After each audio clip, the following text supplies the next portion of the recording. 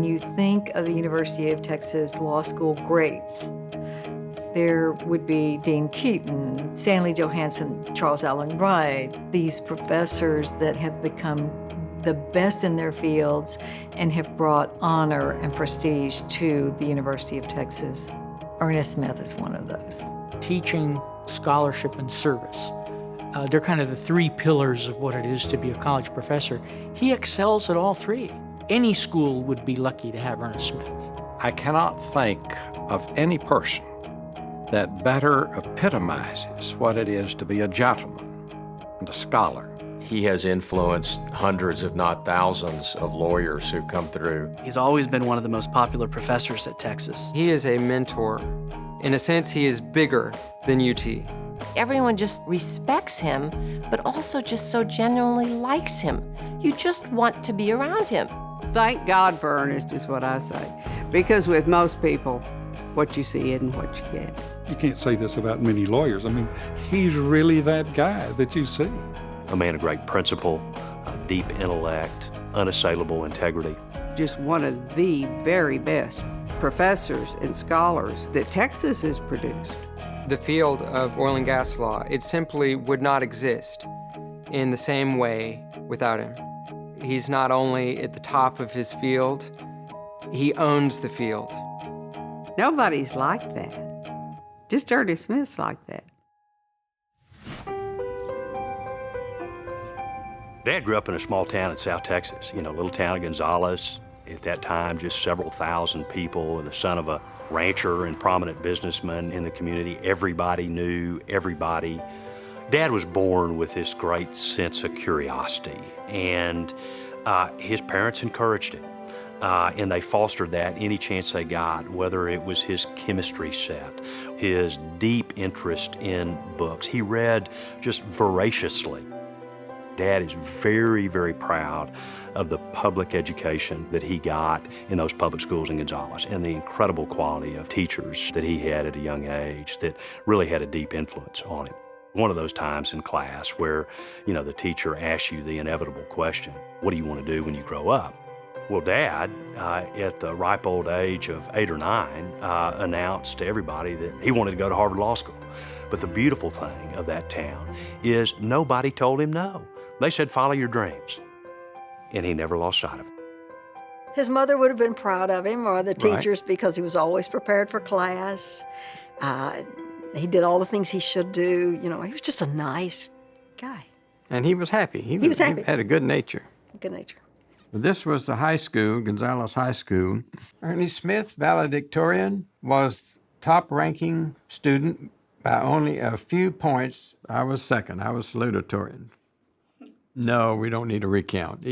I'm sure he was the top. Here's Ernest in his senior year, and he was voted most likely to succeed. And he did. He did.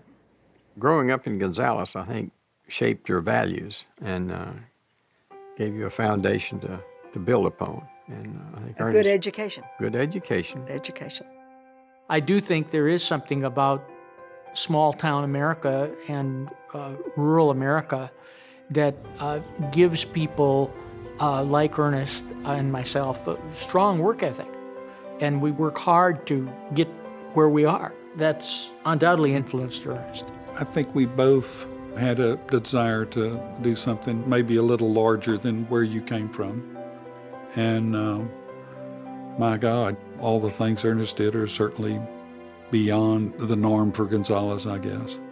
My granddaddy had a couple of oil and gas leases on the ranch and used that lease money to help pay for Dad's education and ultimately law school. And so growing up with land and his background and a recognition of how important that was to Texas, Dad started on that path early. And 50 years later, here we are, and, widely recognized as, one of the deans of oil and gas law, not only in the state, but in the country. It was in 1954. We both were entering freshmen there at SMU. And we had a common interest in doing debate work. We'd both debated when we were in high school. I remember I was always proud to have him as a partner, and I knew that we would have a thorough understanding of the issues and the best arguments we could make. We took a lot of classes together, and the wild parties, I'm not going to talk about those. All of us who had had classes with him knew that he was always the brightest one, the smartest one, the best paper, the best answer, and the best manners, always. 1959, we both arrived at Harvard Law School, and Ernest kind of stood out in my mind at that time. Ernest was on the law review, and the people that were selected were the very top academic achievers in the class. Got out of law school, went and clerked for a year at the Fifth Circuit in New Orleans, where he was exposed to judges who encouraged him to follow his interest in teaching. And so at a young age, he found himself offered a job at the University of Texas Law School, where, to be fair, there were a lot of students who were older than he was.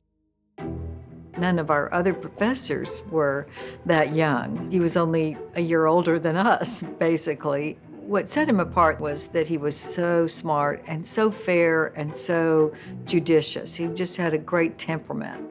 And he dedicated himself to teaching. He knew this was where he should be, and he pushed it to the highest level.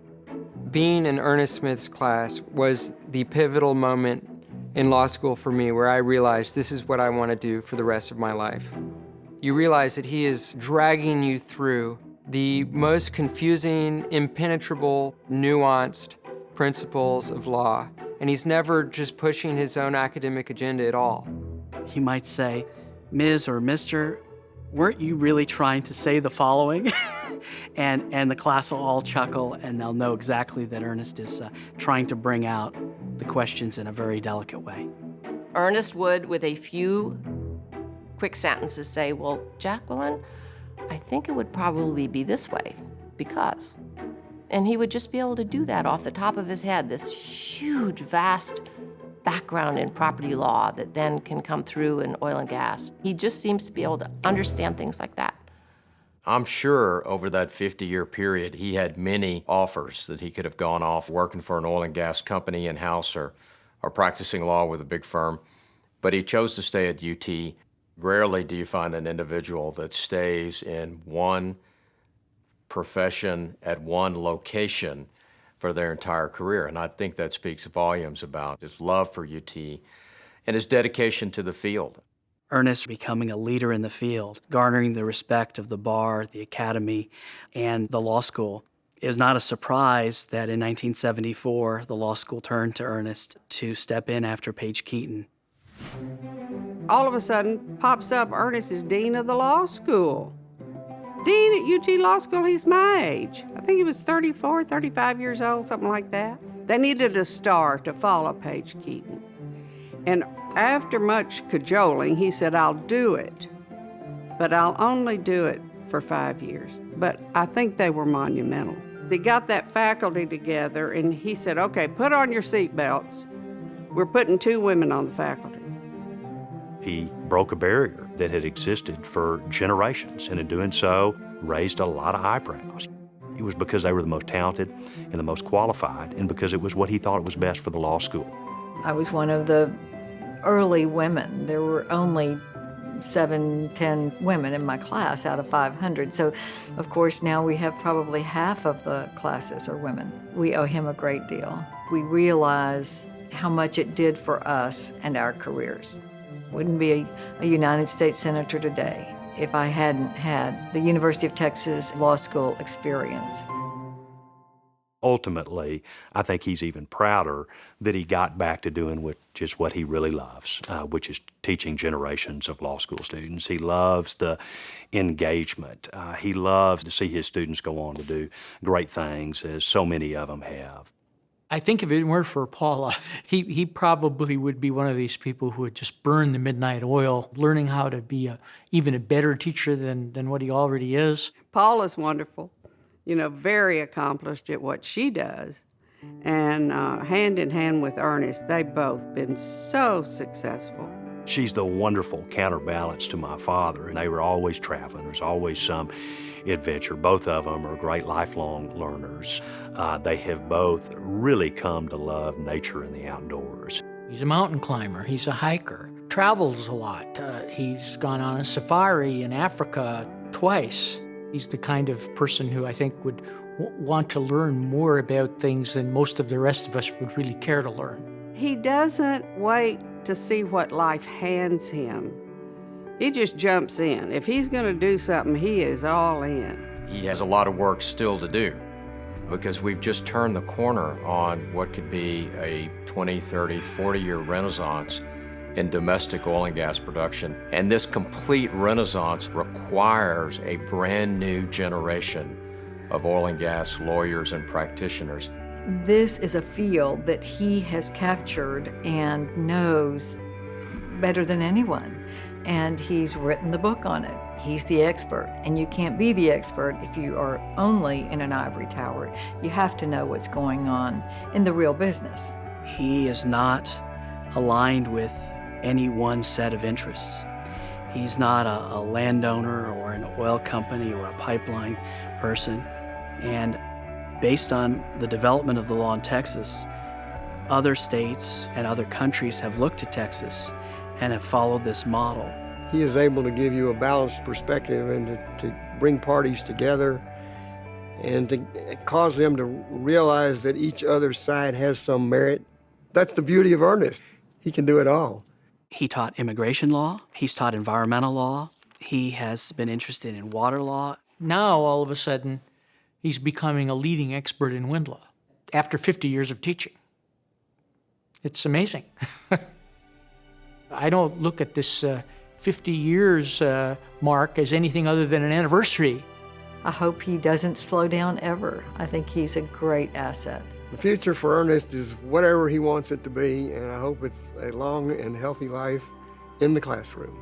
He promised to come to our next class Yeah, he's reunion. coming to the next reunion. I hope we're still here. Yeah.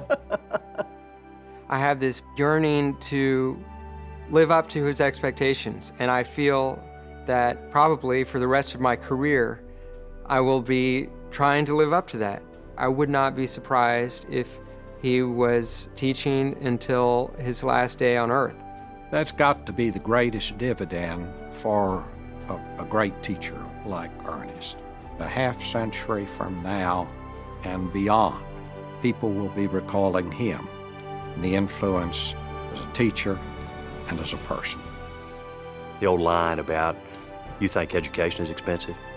Try ignorance, applies each and every day in the classrooms across this great country. And we need the best and the brightest to go into the fields of teaching. You can look in every corner of this state and you will find somebody that was touched by Ernest Smith at the University of Texas Law School. He treated everybody from every walk of life exactly the same way, with great respect, with great appreciation. And there's 12,000 law students today that have been better off because of it.